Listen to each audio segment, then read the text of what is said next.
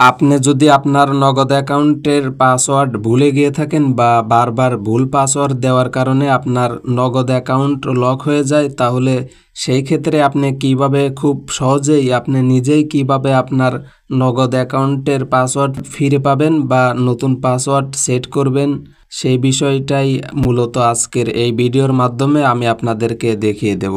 তো ভিডিওর মূল বিষয়ে যাওয়ার আগে আপনার কাছে অনুরোধ থাকবে, আপনি যদি আমাদের এই চ্যানেলের নতুন একজন দর্শক হয়ে থাকেন তাহলে এই চ্যানেলটা সাবস্ক্রাইব করে দিবেন আর ভিডিওতে একটি লাইক করে দিবেন।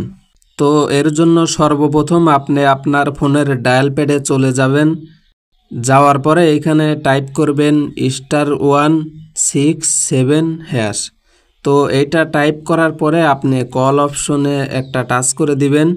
দেওয়ার পরে এখান থেকে আপনার যেই সিমের নগদ অ্যাকাউন্ট খোলা আছে সেইটা এখান থেকে সিলেক্ট করে দিবেন। তারপরে এই রকম অপশন আসবে। এবার এইখান থেকে আপনি সর্বশেষ 8 নাম্বারে দেখতে পাবেন যে পিন রিসেট নামে অপশন আছে, আপনি এইখান থেকে এটা সিলেক্ট করে দিবেন। তো এর জন্য এইখান থেকে আপনি 8 টাইপ করবেন। টাইপ করার পরে সেন্ডে টাচ করে দিবেন।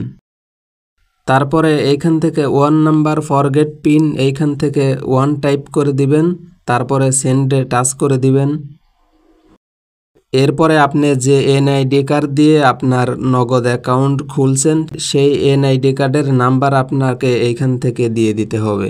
তো আপনি এইখান থেকে খুব দ্রুত সময়ের মধ্যে আপনার সেই ভোটার আইডি কার্ডের নাম্বার এইখান থেকে দিয়ে দিবেন। তো দেওয়ার পরে সেন্ডে টাচ করে দিবেন।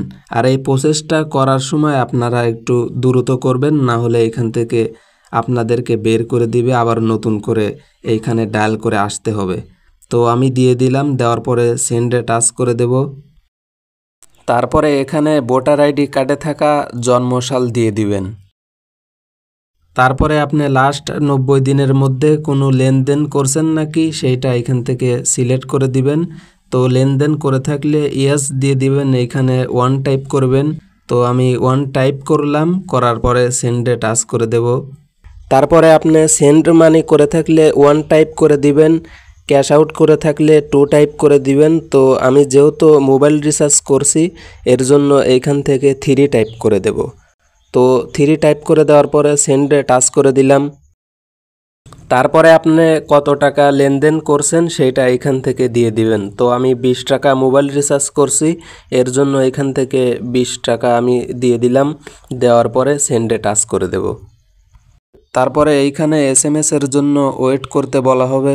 তারপরে আপনার ফোনে SMS আসবে এবং সেখানে বলা হবে যে your pin reset request is successful.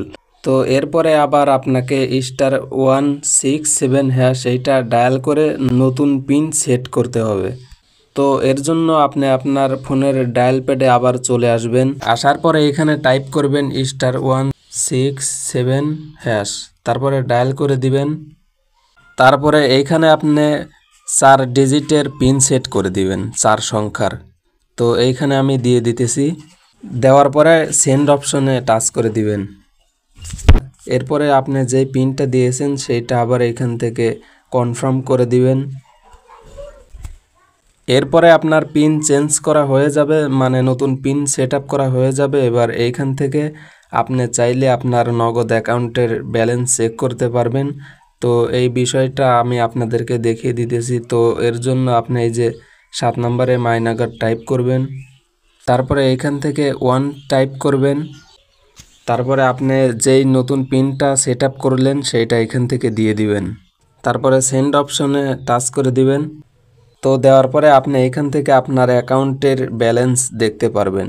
তো এভাবেই খুব সহজেই আপনারা আপনাদের নগদ অ্যাকাউন্টের পিন রিসেট করতে পারবেন।